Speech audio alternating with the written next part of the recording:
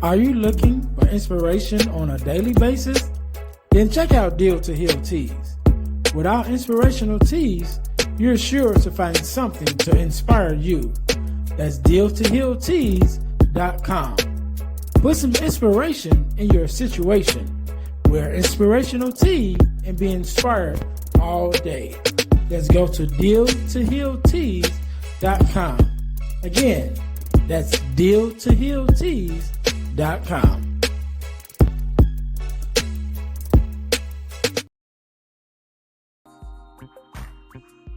Hey guys, if you're enjoying this podcast, then I know you'll enjoy the Girl Dad Discussion podcast. I'm your host, Ernest James, and I believe the relationship between a daughter and her father is one of the most important relationships a young lady can have. And therefore, my mission is to promote the daddy-daughter relationship by sharing the voices of girl dads to the world. So check out our podcast on every platform where podcasts can be listened to. And if you want to watch the podcast, check us out on our YouTube channel. Again, that's the Girl Dad Discussions podcast with your host, Ernest James.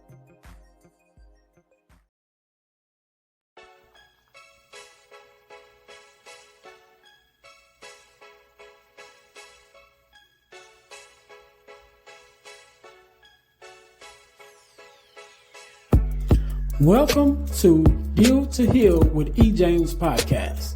On this podcast, my guest and I will discuss topics and ways to help us to heal in every area of our lives.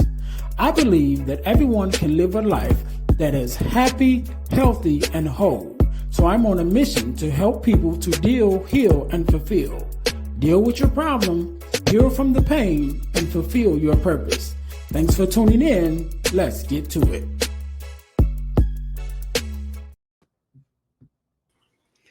All right. Welcome to the Deal to Heal with E. James podcast. I am your host, Ernest James, and I believe that everyone can and should live a life that is whole, healed, and healthy. And therefore, I'm on a mission to help people to deal, heal, and fulfill. To deal with your problems, to heal from the pain, and to fulfill your purpose. Thank you guys once again for tuning in to the Deal to Heal with E. James podcast.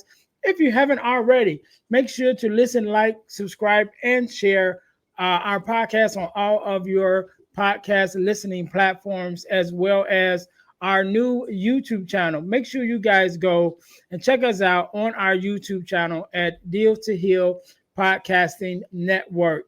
Again, that's the Deal to Heal Podcasting Network. Well, you will find the Girl Dad Discussions podcast, where we talk to other girl dads and daughters sometimes in order to combat the narrative of the absent father and the fatherless daughter. We amplify the voices of girl dads to the world. And also you'll find, of course, the Deal to Heal with E. James podcast, which we're listening to now, as well as two other podcasts that we have, which is a podcast called Earn and Irv, which is a podcast that I do with my brother, as well as the Faith Walk Love Talk podcast, which is a Bible study podcast that my sister has been doing for over 3 years now. You guys get to log in and check that out. Again, make sure you go check that out at the Deal to Heal Podcasting Network on YouTube. All right. So again, we thank you guys for tuning in once again to the podcast. Also, our product of the week. As you guys know, we are a self-sustained podcast, and the way that we stay on the air is by bringing you amazing products for you to purchase for us to handle our business. So our product of the week is our Purpose Journal, as well as our Purpose Planner, because I believe we are to journal to keep track of where we've been and where we are, as well as plan for the future. Both of them are available on Amazon. So please check out the descriptions. The links are there that you can get your Purpose Journal as well as your Purpose Planner to help us stay on the air and do the things that we do. Now, today, just like any other day, we are blessed with the guest, Mr. Joevan Palmer. How you doing, sir? Good, man. How you doing? I am good, man. It's been a while. Well, first of all, let me say thank you for being here, because you could have been anywhere doing anything, but you took out time to be here with me and my listeners, and we definitely appreciate it. And then what I was finna say is it's been a while, but you've been in the lab, putting in some work, and I was sharing with you off camera that I came across you some years ago, maybe about 2 years ago, it probably was. And then it's like you disappeared off the scene, and I was like, okay, I don't know what happened to Joevan. And then you came back now, and now you're back at it doing some big things. So I'm glad to have you here, man. Thank you for taking out the time to be here. Absolutely. Thank you for having me. No problem, no problem. So we're gonna jump right in it. Joevan, do me a favor, introduce yourself to my listeners and tell us a little bit about who you are and what it is that you do. Absolutely. So, like you said, my name is Joevan Palmer. Born and raised, originally from Syracuse, New York, now by way of Charlotte, North Carolina, by way of Atlanta, Georgia. So I'm definitely a transplant along the East Coast. Let's see, I'm a therapist, provisional therapist right now, working here in Atlanta, Georgia. A coach as well. I deem myself as the healing coach. So I help individuals who have gone through traumatic situations pretty much get on that path to healing and wholeness. Like I tell people all the time, you're never healed, but you're always healing because life happens, situations happens, and coping always is a skill that will get you through that moment. Also, I am a tech founder as well as of a mental health company called Sayola Health, where we are building a mental health app to help individuals go through their healing journey in community, because I believe that you don't heal alone, you heal best in community. The African proverb says that it takes a village to raise a child, but also takes a village to help individuals get along the healing journey as well. Yeah, I love that. I love that, and I agree with you 100%. I actually started a community Facebook group community a while back, and it was kind of dormant, and I wasn't doing much with it. But I really recently started really being active in it and growing it, and we've grown a couple hundred members in the last couple weeks. And so I definitely, again, being in the healing space myself, and I definitely understand and know the power of community when it comes to building that. And so we'll talk a little bit more about that later because I do want to know more about it, with the app and everything. But let's go back. Excuse me. Let's go back a little bit, right? And so to really get into who Joevan is, right, and what prompted you to even start this journey. Because one thing that I believe with most of us that are in this space of being coaches or even therapists, sometimes a lot of time there are some situations that we had to heal from, to get to the other side of, in order for us to be able to then, reach out to others and say, hey, I made it through this, you can make it through as well. And, like I said, I often talk about the things that I've been through: depression, divorce, suicidal ideations, and all of those things. So tell us a little bit about your backstory, Joevan. What was that catalyst that happened in your life that made you, could have been a experience that you made it through, and then what prompted you once you got on the other side of it to be like, you know what, I'm gonna reach back and help others that's been going through the same thing. Yeah, so I was a victim of sexual assault at the age of 12 years old. And it was a burden I carried by myself for probably 10 to 15 years. Didn't tell anybody about what happened, how it happened, when it happened. So it's pretty much like, you go through your life's journey as a kid by yourself, and people understand your anger, they understand your frustrations, they understand like the pain that you're dealing with, because you're masking it the best that you can. To, you don't know how to, one, release that pain and information that you actually have dealt with. So I went through that, told my parents about what happened to me maybe at the age of 19. My ex-girlfriend at that time in college, she had, encouraged me to share with my parents, because she said, they did something they needed to know. So I shared with my parents over Christmas break one year. And during that time, it was a weight off my shoulders, but I was still dealing with the aftermath of, like I said, all the things that I have been dealing with, as a child up until the age of 19. And then, still carried the burden because, like I said, after that, like, it still wasn't nothing. Therapy wasn't a thing in my family. It's not something that, I've known my parents to go to when I was a child. Nothing I've known any of my actually family members or friends to actually go to at that time. So it just wasn't something that was really introduced to me. So went along that time through college, just being very promiscuous, had a lot of a lot of sex, and just trying to feel like I needed to prove my manhood for somehow way. And throughout that journey, after graduating college, I moved here to Atlanta, Georgia, and then just kind of like some things that I kind of been dealing with on the inside started to actually show itself on the outside, where I began to live like a life of homosexuality for a moment in my life, just experimenting to see if this is part of me, and not realizing that, excuse me, it was a part of my trauma that I have gone through as a child that was pretty much kind of rare in itself. And at the age of 29 is when I actually had my first therapy session, when I got a job at a boys group home. And part of our job was to take them to therapy. It was like mandatory that they went to therapy every Tuesday, I think it was. And I sat in on one of their sessions, and just seeing them be able to just talk about the things that they went through as foster children, and being in the system and losing family, and to one, just being in the system, or two, just like for death or the streets. And it was just kind of like liberating, just hearing them and watching them express, and as children be vulnerable, and cry in front of another human being. So I talked to their therapist, wanted to know if I can actually become a client of hers, and she allowed me to become a client. And I shared my story with her, just kind of got everything off my chest, everything I've been feeling, and started learning more about myself and understanding more of who I am and why I was the way I was, and why I did certain things and why I reacted to certain things in the way I did. And so that was like my pivotal moment to really was like, what, this is what I want to do. Between working in a group home and actually being in therapy, it was like, okay, this is the thing I want to do. Because I was always the guy that people always came to talk about life situations, So I've been a therapist all my life, honestly. But it was just, there are certain tools and modalities that you have to learn, of course, to become like a licensed therapist, today's world. So I went the social work route, and just because it's more versatile and it allows me to kind of really be able to understand people on a clinical level.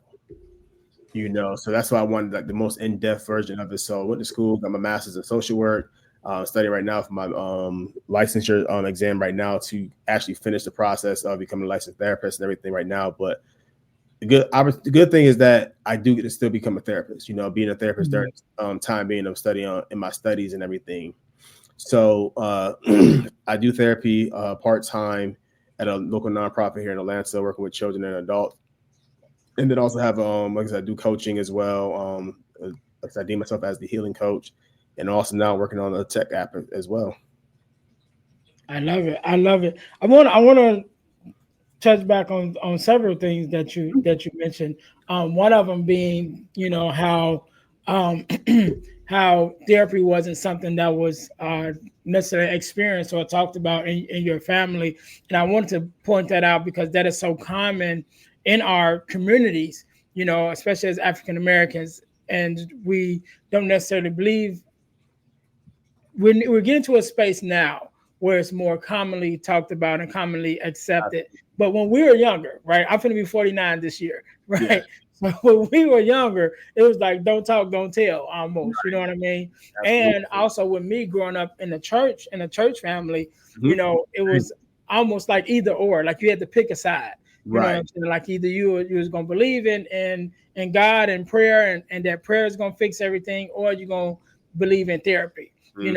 When the reality of it is both together, because our being as humans, we have a spiritual side and we have a natural side, and so Hmm. some things have to be addressed on both ends, because some things could be just spiritual, some things could be just natural, but then there are some things that cross over, and so we have to address it from both sides. And so I'm glad that you were able to step out of that and experience yourself the power of therapy. you know um that's one. And then I also want to talk about, you mentioned about being abused at a young age, and I want to congratulate you on one part for being able to stand up and share that testimony, right? As men, we know, especially in this space, that there are so many things that we hold in and that we keep to ourselves. And you mentioned about, going through different phases trying to prove your manhood, and that, although it's a part of us as men, it's also one of our biggest weaknesses, because it holds us back from so much healing, because of we're always thinking, well, what if someone else perception of me going to be? You know what I mean? What are they going to think about me if I say this, if I acknowledge that I'm feeling this way or that I'm dealing with this? And that's why I'm even myself really vocal about the things that I've been through, especially when it comes to the suicidal ideations and, feeling like I wanted to take my own life, because I'm not only as a man, but then also I'm a bricklayer by trade.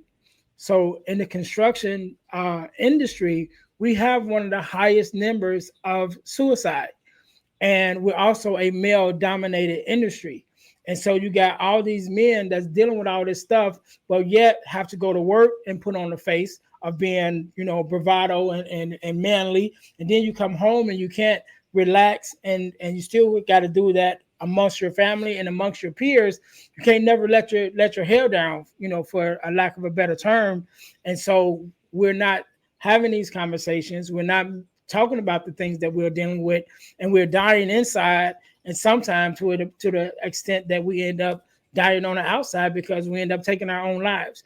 So that's why I am so vocal about, my bout with suicidal ideations and depression and all of those things, dealing with the death of my mom and that whole thing. I'm very open about it because I want us to be okay to talk about it. You know what I mean? I want us to feel that it's a safe space. So if I'm able to tell you everything that I'm dealing with, then you feel, okay, he's being vulnerable with me. Now I can let down my shield and be vulnerable as well.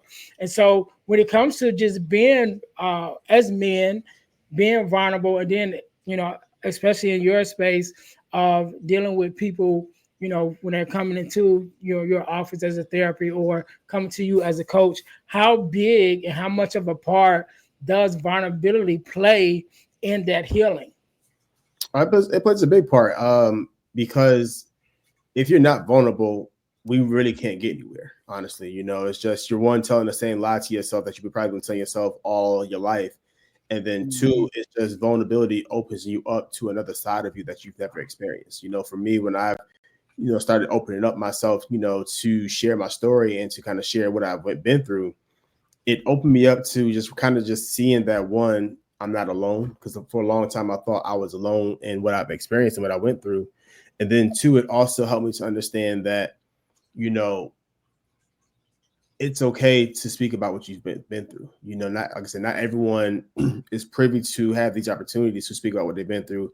And also everyone's not privy to, really hear what you have to say about yourself. It's like, you have to be very selective in who you start sharing these things with early on, in the early on part of your life, because like I said, you're going through another self-discovery where you're being vulnerable with people and you don't know if people will utilize that as a weapon against you. And that was my my biggest fear, was that if I share this with anyone, will this be used as a weapon against me? And the beauty in my story and my situation was that it wasn't. My homeboys, like my closest guy friends, I always thought they would judge me for my life experiences and everything like that. And they were like, man, I just wish you would have told us, man, so we know how to, like, one, help you, and help, to handle you as well. My girlfriends were like, hey, like, we still love you, we still care, for you. Nothing's going to change. Like, the relationship is still the same. Nothing's different. So when you have, one, great people in your corner, two, you're a great person yourself, and three, you just give vulnerability a shot. That's when the true healing begins. And that's when you find your people. That's when you find your tribe. And that's when you find yourself. Every season of my life, I've been discovering more and more of me due to vulnerability. Like, I'm in this new season of my life of love right now, where I'm dating, my girlfriend, she, like, really prides and digs into some areas that I've never experienced in my life before. When it comes to just, one, loving self and allowing yourself to be loved, because when you go through traumatic experiences, one of the hardest things to do is to allow yourself to be loved, and or to either love another individual. So now I'm in this new love season of my life, and it's like, it's new to me. Like, I've dated before, but I've never really, like, told somebody, oh, I love you. Like, it's, oh yeah, like, cool. Like, I just kind of kept things at bay and kept people at a distance, just because, one, the fear of rejection, the fear of hurt, the fear of disappointment, just so many fears that, you talk that just pop up in your mind or pop up in your subconscious mind that we don't understand, that are there and why they're there. And all these voices that, these made up voices and these made up situations that we create. It's like, if you don't choose to be vulnerable, you'll never know how far you can get or how far you can get beyond that one season of your life. There's so many seasons ahead of you, so many seasons ahead of us that, we just choosing not to experience. I want to experience every season of my life. And the only way I can do that is through vulnerability. Like I said, I'm not the vulnerability, expert, I want to say, but I teach people how to become vulnerable, because like you got to learn how to be vulnerable in your own space and in your own way. Like I can teach you I can tell you how I've done it, but the experience is yours and how you go about doing it. So it's like vulnerability is very challenging, especially for Black men, because one, we've been so dehumanized over the years. Though we go back to slavery and the buck breaking and the dehumanization in crowds of people. That's where that humiliation, we don't realize that generational trauma that just carries on from generation to generation. Like, post-traumatic slave syndrome exists and we don't recognize it. So we wonder why our Black men are the way they are. We are the way we are because we haven't dealt with trauma that, one, doesn't even belong to us. Two, that's just kind of been embedded through our DNA or been embedded through society or been embedded through our own personal life experiences that we are just harboring inside. And it's like, eventually that's why Black men, we find ourselves exploding, find ourselves with hypertension, find ourselves with gout, because we choose to go to drugs, alcohol, sex, instead of going to, one, either God, two, going to therapy, three, going to a community of brothers who you can trust and have that small circle. Like, people say that these things aren't out here for men, and I would agree to an extent. Like, yes, we don't have much out here for Black men specifically. But my thing is this, like, if you want it, you create it. Everything I want in life that I say I don't have, I just go and create it.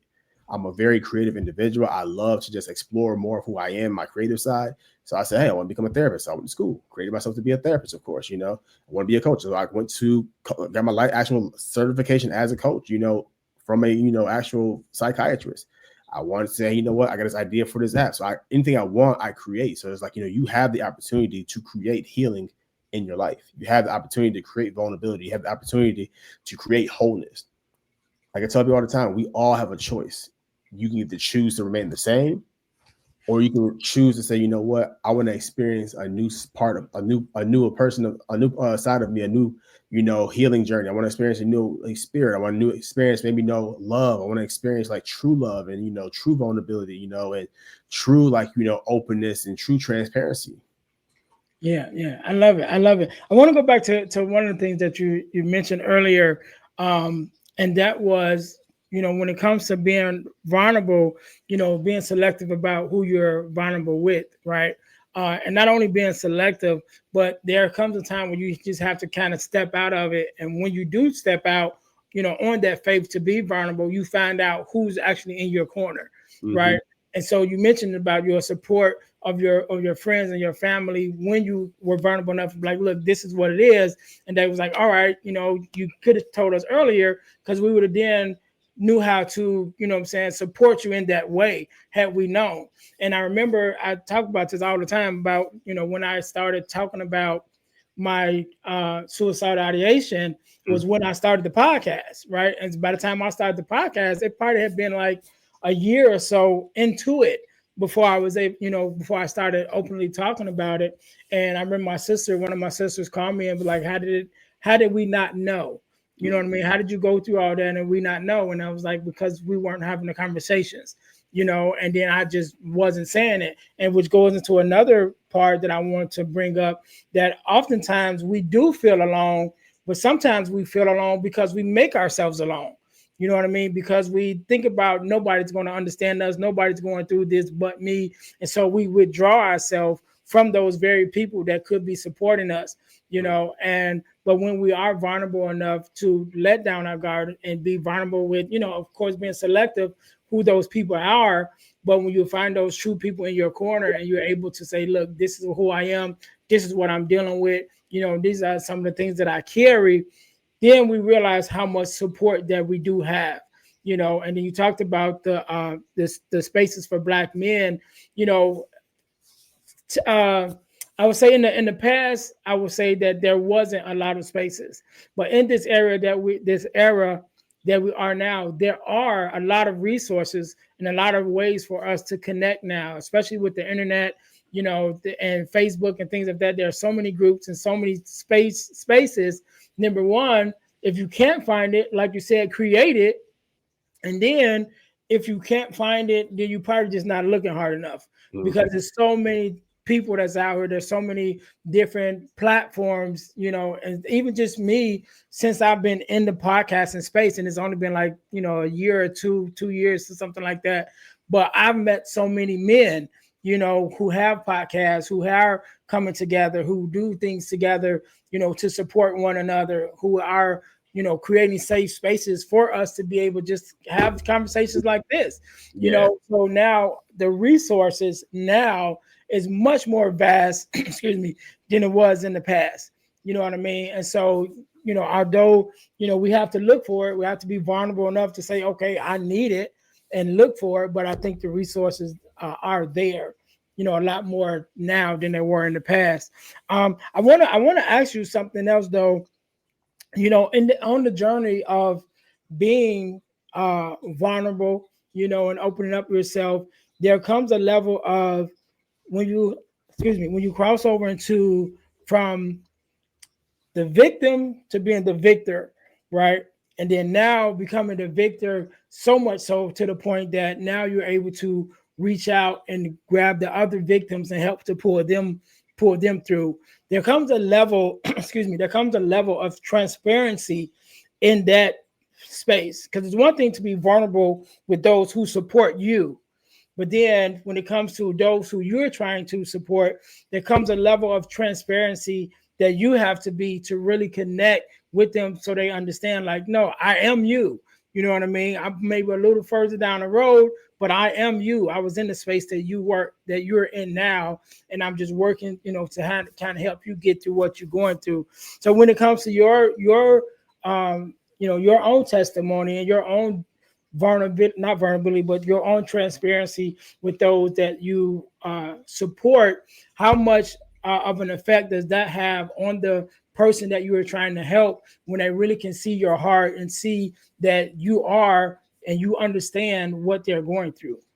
yeah. I think it all starts with, like you said, your heart. Seeing a lot of people see your heart and kind of see more so who you are. So, you know, people who know me know that I just have one of the biggest hearts here on this earth. I believe, um, and people can see that. And as men, we know BS when we see BS, we call it and we see it.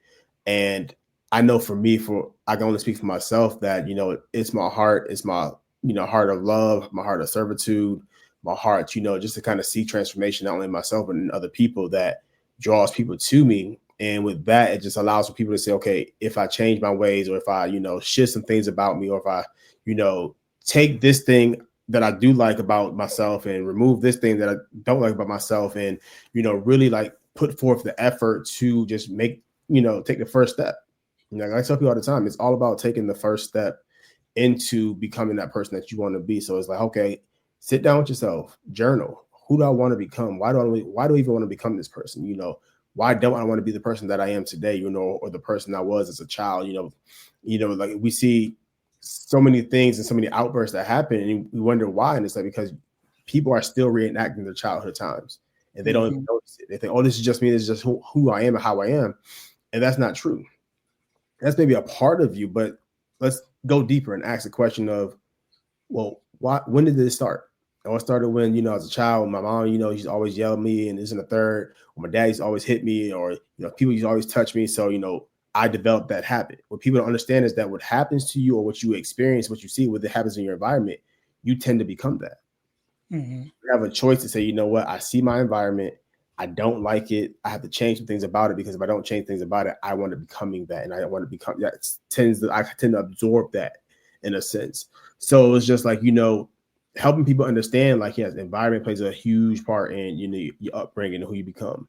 And also help people, hey, like, if you want to seek change, if you want to be the change, you have to make the choice. And that choice is saying, okay, I want to heal, or I don't want to heal, and I want to remain the same. Yeah, yeah. And one thing I always say to anybody that uses the phrase "this is just who I am," that means you got some work to do. You know Absolutely. what I mean? And I tell anybody that, because just being in this space of helping people, and Mhm. again being that person like you, the person that everybody comes to, with their issues, to kind of talk it through. Yeah. I talk to a lot of people, and when you get to that place when you're like, well, this is just who I am, I always say you got to address that because it's saying two things. It's saying, number one, you've accepted the person that you are or this version of yourself. And then a lot of times you also accepted that you're not expecting to grow anymore. Because if you're saying this is who I am, that's a final product. You don't never want to be a final product. You want to always be developing and growing. And so when you get to saying, well, this is just who I am, that means that's where you decided to stop doing the work. You know what I mean? That's the era that you just like, yeah, I'm just going to stay right here, for whatever reason. And so I just know that's like a trigger comment to me. Like once I hear that, I'm like, no, you got some work to do. Because anytime you be like, no, this is just me. And it's usually and maybe it's just my experience. I haven't never heard anybody say that in a good way. You know what I'm saying? When you hear somebody say this is just who I am, it's never in a good way. It's always some kind of negative trait or some trauma or something that they've just rested in and decided to stay in that space. And so whenever I hear somebody say that, I'm always like, nah, you got to work on that because that's it's something behind that, even just that statement itself.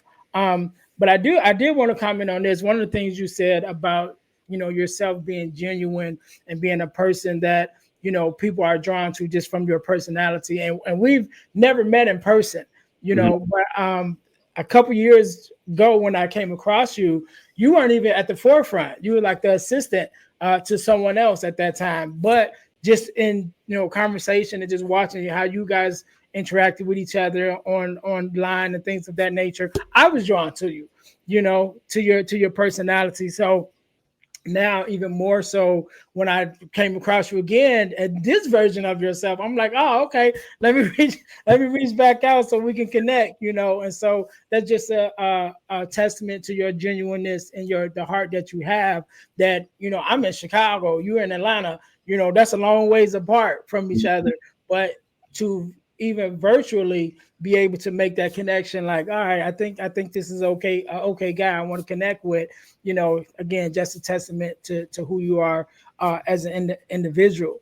And so lastly, I want to know more about your company and the app that you're building. And first of all, how did you even come up with the concept that, what, I want to do an app, because especially in this space that we're in, you could have easily went into podcasting. You know what I mean? You was already in that area anyway, so you could have easily went that way. You did do coaching, and you are doing coaching. But what was the thing that made you say, what, I'm gonna take it a little farther and change it up a little bit and go the app route? And then tell me a little bit more about the app and what you're trying to achieve for your clients through that. Yeah, so it was the idea birthed itself in my homeboy's living room. We were all just sitting around having like a little entrepreneur meetup, and we were all just trying to think of like what's our next big thing. And my homegirl had mentioned like doing an app, and I said that'd be a cool idea. I see all these other companies out here. I think I can do that. I can take a stab at it. So the idea birthed itself. I literally I don't have access to it, but pretty much a piece of paper. I just wrote it out, designed it on a piece of paper, and said this is what I want to be. Boom. And then from there, I had got into an actual tech program called Square One Startup School that pretty much was like an incubator that kind of helped me really birth the idea, get the MVP together, and really like piece it together to make it make more sense. And now we're in the actual fundraising phase where we're like looking for investors to actually fund it so we can build out the prototype. And I actually built the prototype myself using AI. But kind of like get it out there to where we can actually have it to where users can use the app and experience what we are experiencing and everything. So the app is pretty much a space where individuals who are going through any type of mental health situation, they can come and find a therapist on the app. They can come and find a tribe on the app. They can come listen to therapists give, 30-minute to an hour speeches on, depression, anxiety, PTSD, CPTSD, you name whatever that therapist specializes in, trauma, whatever it may be, anxiety, ADHD, autism. We'll have people in there who are speaking on those things, and you go into like various rooms. There'll be a space where you can just get mental health resources. I want to learn more about autism. I want to learn more about ADHD. I was recently diagnosed with ADHD, so I need to share these resources. So you can go in there get the resource. You can share it with your family members and everything like that. We have a portion inside the app where if you are going through a situation, you don't know how to reach out. You just tap a button and it sends a text message to 5 of your top friends that say, hey, you're on my top 5 list in my app. I am going through something. I don't know how to say I'm going through something, but I need some people to kind of surround me right now. So those are some of the features that we have in the app, and we're looking to probably launch end of this year, top of next year, right? Really launch into the actual marketplace. But right now we have to build up our email list and build that community around it to get the investors to say, okay, cool. We see that you have this community of individuals, of thousands of people who are interested in your app. You built this community. You meet with them on a weekly basis. They've voiced what they like about the app, what they don't like about the app. We've refined it, all types of stuff. And then now what we're doing next is launching it and raising the funds. I love it. I love it. I want to say two things. First of all, the first thing I want to say is those little entrepreneurship circles, they're life changing, right? Cool. When you Yeah. meet those like-minded people, and I was sharing this recently with some people that I was talking to, and actually, so David Shands came to Chicago Mm-hmm. a couple years ago, right? He was doing a podcast tour type deal, and I was like, all right, I'm going to that. I'm going to be at the event. So I was front row at the event. Him and Donnie was on stage. I was front row. To my right was a young man named Marcellus. To my left was a young lady named Veronica. Didn't Okay. know either of them, right? But we met at that event, and over the last couple of years we've been working together on different things, and just really building together. Yeah. And so even now, like last year we started a entrepreneurship circle. Mm-hmm. And last year we did our first event, which is a single parents conference last year. And so this year we're doing it again. And we also have like 3 or 4 other events that we're planning to do this year together, just by coming together, and again having those moments where we just like, all right, let's just throw all our ideas in a hat and then support each other to bring it to pass. So I definitely want to hit on that, because I think that's a hidden gem that a lot of people don't recognize. Just Right. like getting in that circle of like-minded people, Mm-hmm. with a like-minded goal, and that's past the point of talking about it, because that was one of the things when we first met in our group. We did a lot of talking and eating. You know what I'm saying? Every Yep. time we eat, we just chopping it up and eating it. And it was like, you know what? We're not doing this no more. From now on, we meeting with a purpose. We're gonna start doing some events. And so last year was our first events that we started and was successful with those events. And now this year we already have like 4 or 5 events already, planned throughout the year. So I just want to mention that. And then also, kind of in that same vein, when you mentioned about the app and having those spaces where they can find community on the app, Yeah. I really liked that. And then that last part that you said I really like, which is the reaching out part, the part that they just send that text message to your top 5 friends and be like, yo, this is what I'm dealing with. Because a lot of times we can't find the words, and then especially as men, we're not always used to expressing ourselves verbally. So to be able to tell somebody, okay, this is what I'm dealing with, it may be hard for a lot of us, but I think that's a great resource to be able to use, to be like, you know what, this is what this, I don't know if they have to type that or if it's like a prompt that's already set. This is like, just send it, you know Yep. what I mean? But I think either way, I think that's a great thing to have. And I applaud you on that, man. And I definitely want you to give us whatever information that we have so that we can support you in whatever way that we can as a community with that. I definitely want to know more about it. And before we get out of here, I would like for you to have the last word, right? I'd like you to leave us with a word of advice, motivation, however you feel. Yeah. Definitely leave us with your social media handles and things of that nature, where we can find you, and also where we can find you to support you with the app with the app. So I give you a couple seconds to think about that. To my listeners, thank you guys once again for tuning in to the Deal to Heal with E. James podcast. Make sure you guys are checking me out at our main website, which is dealhealfulfill.org. Again, that's dealhealfulfill.org, because our mission is to help people to deal, heal, and fulfill, to deal with your problems, to heal from the pain, and to fulfill your purpose. Make sure you guys go there and check out more information about everything that I have going on with the podcast, with the workshops and things of that nature. And you can also book me to come out to be a speaker at your school or organization. All of that information is there. So again, go to dealhealfulfill.org in order to check that out. Also, make sure you guys go to our ebooks by ejames.com, which is our website where I have the ebooks, some ebooks that I've written. Right now, I'm giving away for free my ebook, Forgiving Me, the 4-Step Guide to Self Forgiveness. I'm giving that ebook away absolutely free.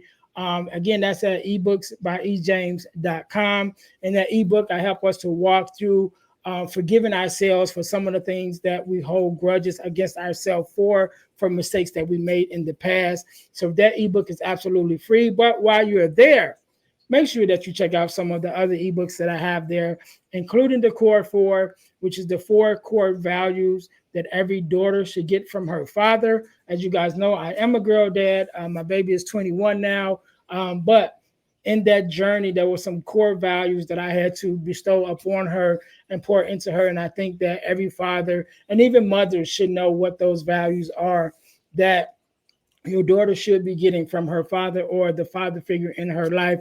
That is a great resource. Also, the ebook from Males to Men is also available, which is a male mentoring ebook for young men that are transitioning into adulthood. All of those can be found at ebooksbyejames.com. Again, that's ebooksbyejames.com. When you go to get your free copy of the Forgiving Me ebook, do me a favor and purchase one or two or three of our other ebooks that we have available there. Please check those out.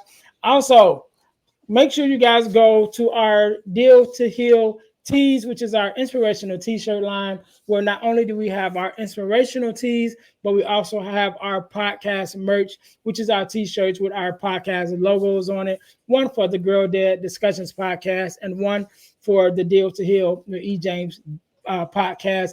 Both of those can be found at the deal2healtees.com. That's deal, the number 2, healtees.com. Put some inspiration in your situation. Wear an inspirational tee and be inspired all day. That is our tagline. Again, that is deal, the number 2, healtees.com. And last but not least, over the last couple of years, I've had the opportunity to be a part of an organization called the Forgiveness Mission. And what we do, we have free virtual workshops every other month talking about everything surrounding forgiveness, forgiveness of self, forgiveness of others, forgiveness of the world, and all of those things that we talk about. Again, that's dealing with forgiveness. These are absolutely free virtual workshops. You can go to forgivenessmission.com in order to sign up for our next free virtual workshop, or you can go to Eventbrite and search for Forgiveness Workshop sponsored by the Forgiveness Mission. These workshops are absolutely free, but the information is priceless. Make sure you guys go again to forgivenessmission.com to sign up for our next free virtual workshop. They are bi-monthly, so whenever you're listening to this, either one just ended or there's one coming up, but you can sign up for our next free virtual workshop at forgivenessmission.com. Mr. Palmer, again, let me say thank you so very much for being on. Thank you for sharing your expertise, and I really look forward to watching your growth, especially with this new app. And I just want to say thank you again for coming in. I want you to have the last word, so the floor is yours. Absolutely. So you can if you want to, you can support my app. Just go to www.saolahealth.com/waitlist, and there you can join the waitlist, and you will get our updates in our newsletter. We send a newsletter out every month to kind of give you updates on where we are, what progress we're making, what programs we may be entering, what investors we may have got in touch with. So it's a very transparent app to let people know exactly who we are, because I like people to see the process. So in the case they want to actually do their own thing one day, they too can. And then I'll leave you with this, my favorite tagline, which is life is far from over. Whatever you do, don't give up, don't give in. Just stay within the race or your journey, whichever one you want to call it. Because my thing is this, life is a journey. It's never ending. It's always ongoing. You choose your battles. You choose how you want your life to be. You choose your destiny. You have the opportunity to heal, start your healing journey and start going in places that you never imagined that you've gone to, but in order to get there, you got to start being vulnerable first. All right. What's your social media handles where we can follow you? Absolutely. So you can follow me, Joevan J. Palmer. That's Joevan JPALMER on all social media channels, Facebook, Instagram. I'm not really big on Twitter, so you can catch me on there, but you probably won't see much anything on there. And then on Threads and all that good stuff. And then you can, if you want to, I don't really release too many podcast episodes like I used to, but you can catch me on Vulnerable Moments on YouTube as well and all podcasting channels. All right. We can't end it no better than that. To my listeners, thank you guys once again for tuning in to the Deal to Heal with E. James podcast, where our mission is to help people to deal, heal, and fulfill, to deal with your problems, to heal from the pain, and to fulfill your purpose. Until next time, you guys be blessed. Thanks for listening to the Deal to Heal with E. James podcast. Remember to listen, like, subscribe, and share. This episode has been brought to you by Deal to Heal Teas. Put some inspiration in your situation. Wear an inspirational tea and be inspired all day. Let's go to dealtohealteas.myshopify.com. Remember, our mission is to help you to deal, heal, and fulfill. Deal with your problem, heal from the pain, and fulfill your purpose. Thanks for listening.